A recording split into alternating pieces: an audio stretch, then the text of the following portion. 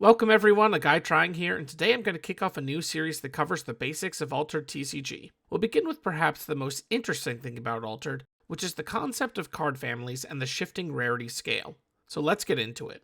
For context, I'm going to start by discussing rarity in other TCGs, looking at the big three: Pokemon, Yu-Gi-Oh!, and Magic the Gathering, just to set a precedent for the TCG landscape in general, but feel free to skip ahead. For this, I'm going to just focus on the base acquisition of cards and ignore the probabilities of art cards or different card treatments, also not including tokens or resource cards that are present in packs. I'll be using recently released sets for each of the games to best show the array. We'll start off by looking at Magic the Gathering's Duskmourn. Our most basic rarity will be our common cards that occupy 81 cards in the set list and 7 cards in the pack. We move next to uncommon, of which there are 100, being more common than commons in the set list, but only 3 guaranteed in each pack, making them more uncommon to find. Rares will take the last structured spot in our packs, with 60 total in the set. In that slot, there's a 14% chance that the rare is upgraded to a mythic rare, which takes up 20 slots in the set list. There are then 2 random slots remaining in the pack that can be cards from any rarity. Surging Sparks from Pokemon follows a similar pattern. We begin again with common, with 88 individual cards in the set and 4 guaranteed in a pack, followed by uncommon with 61 at 3 per pack, and the final 3 cards in your pack will be random, but at least one is guaranteed to be one of the 16 rares or from a higher rarity. Instead of mythics, we have double rares that show up in 17% of packs, and at 18 in this set, they actually outnumber rares.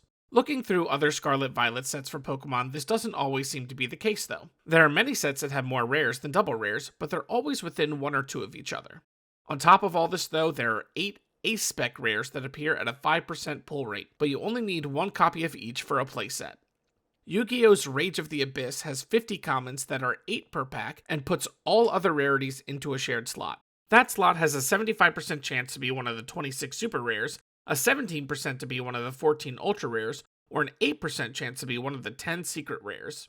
This creates an overall trend that, for the most part, as card rarity becomes less frequent in the pack, there are less of that rarity in the set.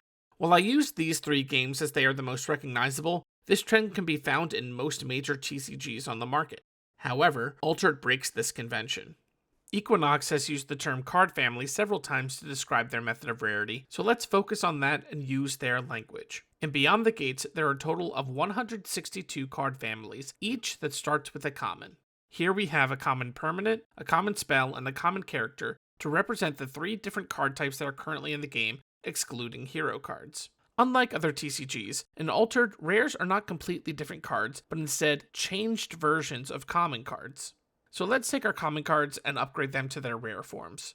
When a common is shifted to a rare, the card becomes extended art, the small white icon above the card name becomes a slightly larger blue icon, and the cards will be altered slightly, with any changes from the common version highlighted in a gold color. Any number of aspects on the card can change, so be on the lookout for the gold text.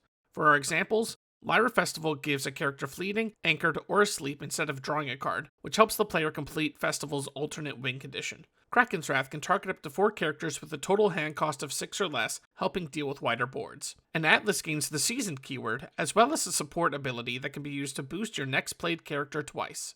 In addition to the rare version of each card, there is also an out-of-faction rare for each.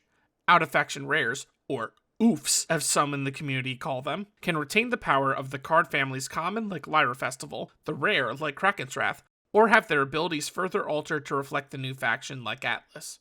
While Bravos has boosts as a standard mechanic, Ortis is about a wider board presence and utilizing tokens to achieve this. Therefore, it's much more helpful to give your tokens gigantic, instead of Atlas being your main body on the board. The only way to tell that a card is an out-of-faction without knowing the card family is the F rarity in the description at the bottom of the card. And that gives us the basic outline of our card families: 1 common and 2 rares, going in a completely different direction from the TCG standard of having fewer rares than commons.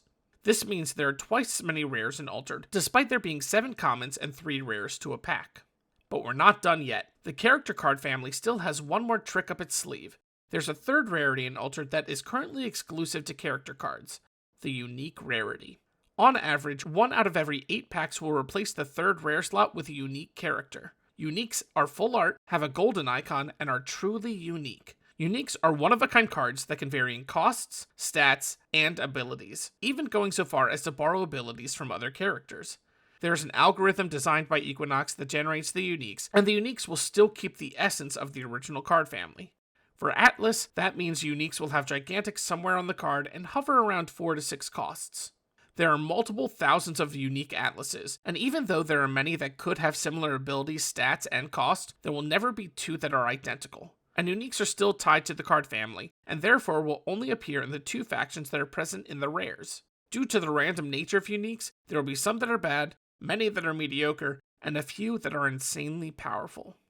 So why don't I only run rares and uniques in my deck? Why even bother with commons? The way Equinox balances the aspect of card families in Altered is through deck building limitations.